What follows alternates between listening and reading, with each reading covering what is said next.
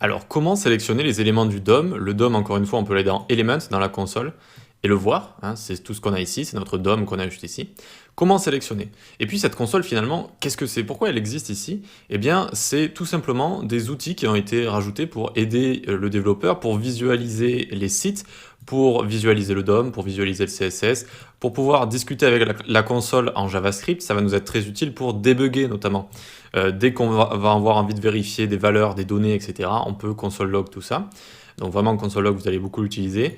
On peut, après la console, je vous ferai une petite partie plus tard, voir tout ce qui est requête HTTP, etc. Quand on va charger nos sites, nos fichiers, nos images, on peut voir la performance. Et il y a des petites choses sympas, comme notamment, on peut avoir, si je dis pas de bêtises, Security Application. Alors là, on n'est pas sur... vous voyez que je suis en mode invité ici, mais je sais que si on n'est pas en mode invité, on peut faire notamment un audit, c'est-à-dire tester notre site pour voir ce qui va bien ou pas, et notamment la console va nous dire ce qui est bien ou ce qui est pas bien. Donc bref, on retourne dans le console ici, console qui nous sert à discuter avec notre script directement. On vient ici, hop, donc notre console, on peut l'enlever là directement. D'ailleurs, pour écrire console log rapidement, vous pouvez juste écrire log comme ça, et il va vous le proposer comme ça. C'est beaucoup plus rapide. Alors, on va pouvoir venir cibler des éléments. Juste avant, on va venir se créer ici un H1, lorem 5 par exemple, tac. Et ici, on va pouvoir supprimer tout ça, on va aller au body, et le body, on va le mettre en clair, comme ça, avec F1, F1, F1.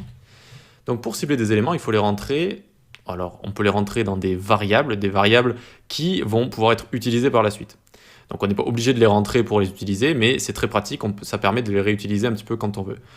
Un des types de variables qu'il existe, c'est const, une constante. Une constante, par exemple, on lui donne un nom, const nombre est égal, et on lui donne une valeur. La valeur, c'est 10 ici. Et une constante, ce qu'elle a de spécial, c'est qu'on ne peut pas lui réassigner, une valeur. C'est-à-dire, je ne peux pas faire nombre ici est égal 50. Elle est constante, donc je ne peux pas lui réassigner une valeur comme ça. Vous voyez, assignment to constant variable, j'ai une erreur, ça ne fonctionne pas.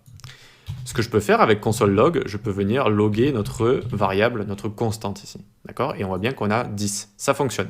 Console log est une méthode proposée par JavaScript, comme beaucoup, il existe beaucoup de méthodes, et notamment console log, ça veut dire que ça va loguer quelque chose dans la console, tout simplement. Et là, ça log notre constante ici. OK? Donc, comment on fait pour cibler des éléments dans le DOM avec JavaScript? Alors, avec JavaScript, imaginons, j'ai envie ici de cibler le H1, que je vais ensuite loguer dans la console. Eh bien, je viens faire ici Document. Et je vais rester sur Document pour l'instant. Qu'est-ce que ça représente le document? Ça va être tout le DOM, d'accord? Tout le DOM, regardez, si je l'ouvre ici, je suis en train de le loguer encore, eh bien ça me présente tout le DOM ici. Doctype, HTML, head, body, etc., etc. Donc maintenant que j'ai tout le DOM ici, eh bien je vais pouvoir aller cibler directement l'élément que je veux, en faisant point, query selector, et ici je vais cibler mon H1.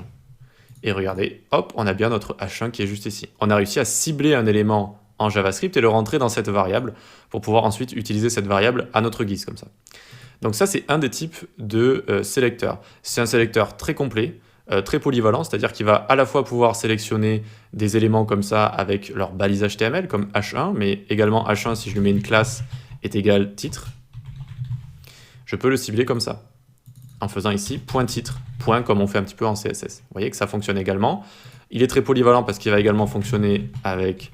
Si je mets par exemple mon titre ici en ID, eh bien je vais également pouvoir ici le cibler. Mon titre, vous l'aurez deviné. Mon titre, tac, et ça va fonctionner exactement pareil. D'accord? Donc il est très polyvalent, très sympathique, et c'est celui qu'on va le plus utiliser dans nos petits projets. Mais il en existe d'autres. Il existe notamment le getElementById. Donc ce qu'on va faire ici, on va dupliquer, et je vais mettre ça en commentaire. Donc on va avoir document.getElementById ici. Et donc, prend cet élément par son ID, on a deviné. Et ici, on va mettre, quand on met getElementById, il n'y a pas besoin de spécifier ici le hashtag. Et parce qu'en fait, on va prendre que des ID en fait, d'accord? ById, donc c'est que des ID, on n'a pas besoin de mettre le hashtag. Et vous voyez que ça a fonctionné également. Alors celui-là, il était très utilisé fut un temps, mais notamment maintenant, en fait, on peut cibler tout très facilement. Donc getElementById, il peut être toujours utilisé, mais du coup, il fonctionne qu'avec des ID, quoi, vous l'aurez deviné. Ok, on va pouvoir passer à un autre sélecteur. Juste au nombre ici, bon, on va l'appeler LHTML par exemple. Ça correspond un petit peu plus à ce qu'on est en train de sélectionner. Donc là, on va faire maj alt flèche du bas. Lui, on fait CTRL-C, hop, pour le mettre en commentaire. Et maintenant, on va voir getElementByClassName, d'accord? Et ici, on va mettre la classe qu'on a mis, c'est-à-dire titre. Hop. Voyons voir ce que ça nous donne. Ça nous donne une HTML collection. On va pas revenir en détail sur ce que c'est une sorte de tableau si vous voulez avec à l'intérieur nos éléments. Et donc ça l'a toujours sélectionné, mais maintenant ça va nous le rendre sous une forme de collection comme ça, donc c'est une sorte de tableau avec notre élément à l'intérieur. Celui-là est un petit peu moins utilisé et on y reviendra dans la partie JavaScript. Pour l'instant, on va vraiment se concentrer sur Query Selector qui est beaucoup plus simple. Mais je voulais quand même vous le présenter. Et il en existe encore un qui peut être assez intéressant. C'est si ici, regardez, je vais dupliquer tout ça. Je vais avoir plein de H1, d'accord? Je vais avoir plein de H1, ce qui n'est pas bon, hein. Je vous ai dit pour le SEO, dans un vrai site, évitez d'avoir plein de H1, plusieurs H1 sur une page. Et donc ici, je vais marquer par exemple all H1. J'ai envie de cibler tous mes titres. Et je vais faire ici un query selector, comme le premier, mais je vais faire query selector all, comme ça. Query selector all. Et je vais prendre toutes les classes titres, comme ça. Alors, LHTML is not defined, parce qu'en fait, on a mis en commentaire le LHTML, donc il ne trouve plus la référence, donc là, il m'envoie une erreur. Maintenant, j'ai envie de loguer mon all H1 ici. Hop, je le mets là. Et là, ça va nous donner une node list, c'est-à-dire une sorte de tableau également. Un tableau en JavaScript, c'est un type de données qui va pouvoir contenir lui-même d'autres données, c'est-à-dire d'autres variables ou d'autres données de manière générale, des nombres, des chaînes de caractères, des objets, etc. Et là, Query Selector All nous retourne un tableau. Alors n'ayez pas peur de la présentation, c'est vraiment, regardez, c'est un tableau comme ça, avec tous nos éléments à l'intérieur.